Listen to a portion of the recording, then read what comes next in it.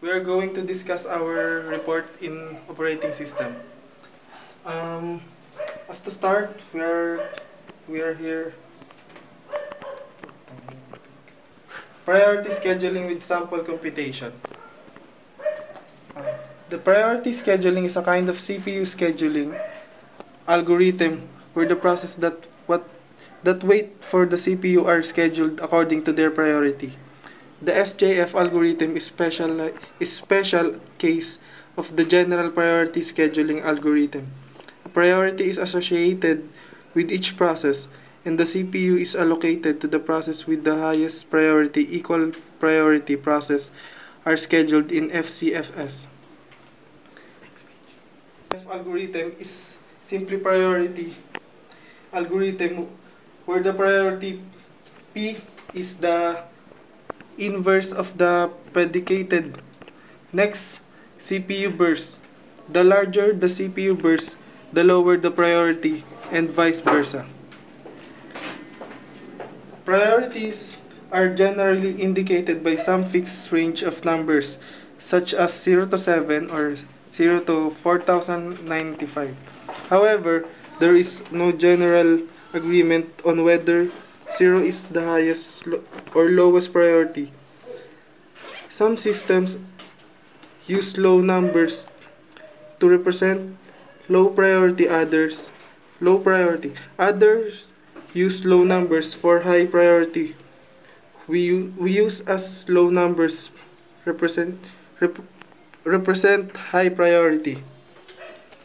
One example, consider the following set of process assumed to have arrived at time 0 in order P1, P2, P3, P4, P5 with the highest of the CPU burst given in millisecond. Using priority scheduling, we would schedule this process according to the following chart.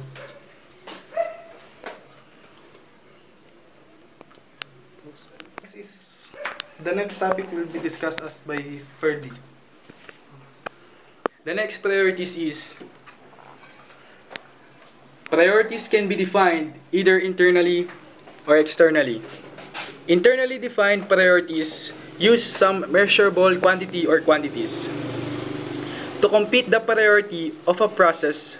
For examples, time limits, memory requirements, the number of open files, the ratio of average I/O bursts.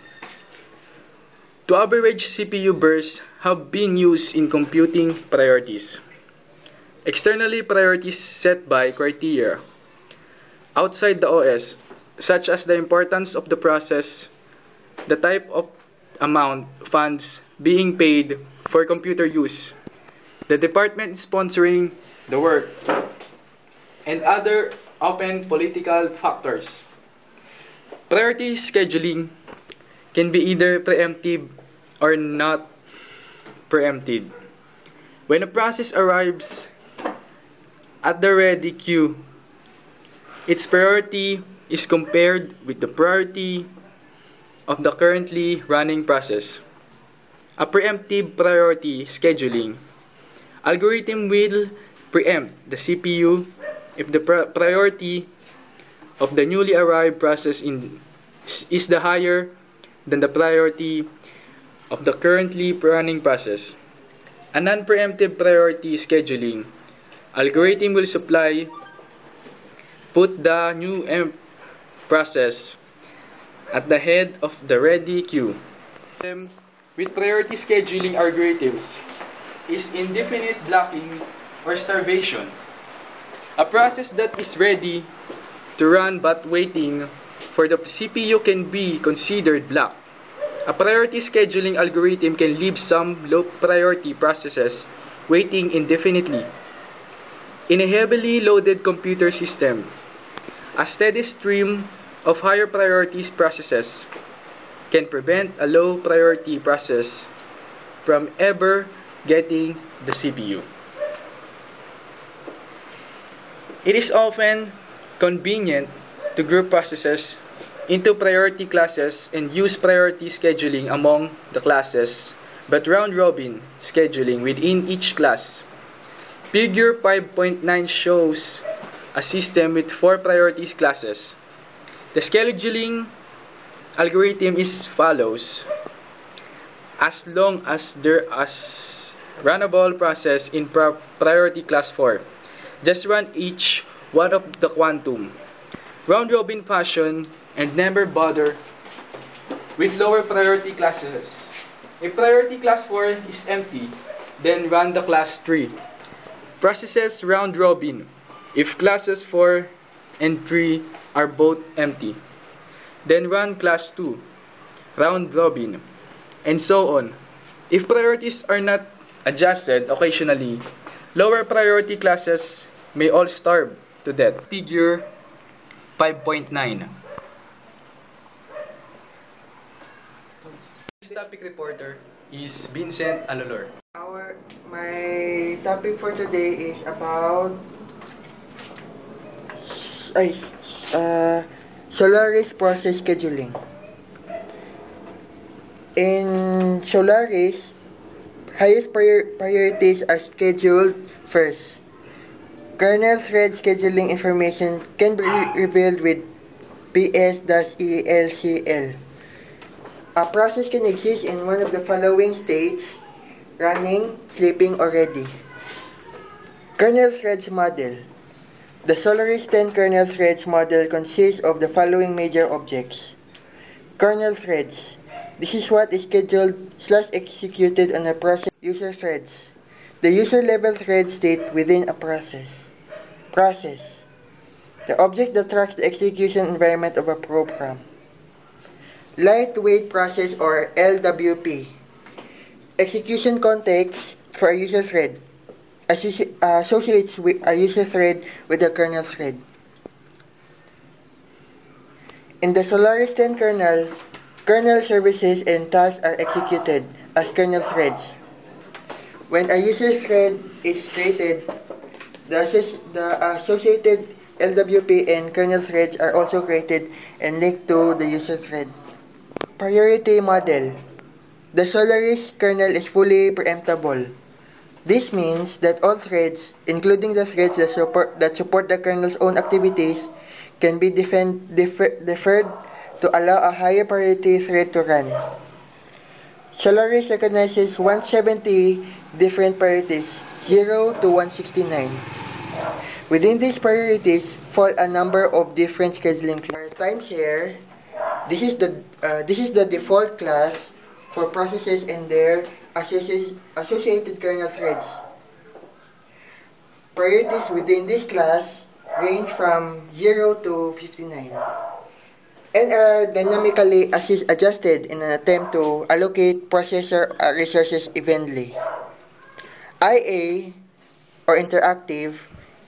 This is an enhanced version of the TS or timeshare class that applies to the in-focus window in the GUI. Its intent is to give extra resources to processes associated with the specific window. Like timeshare, interactive range is to from 0 to 59. FSS or Fair Share Scheduler. This class is share-based rather than priority-based. Threads managed by Fair Share Scheduler are scheduled based on their associated shares and the processor's utilization. FSS or Fair Share Scheduler also has a range of 0 to 59. FX or Fixed Priority. The priorities for threads associated with this class are fixed. In other words, they do not vary dynamically over the lifetime of the thread. FX also has a range from 0 to 59. SYS or system. The SYS class is used to schedule kernel threads. Threads in this class are bound threads, which means that they run until they block or complete. Pwede ba si Mami? Priorities or SYS threads are in the 60 to 99 range.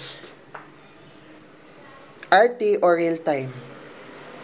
Threads in the RT or real-time class are fixed priority with a fixed time quantum. Their priorities range from 100 to 159, so an RT thread will preempt a system thread.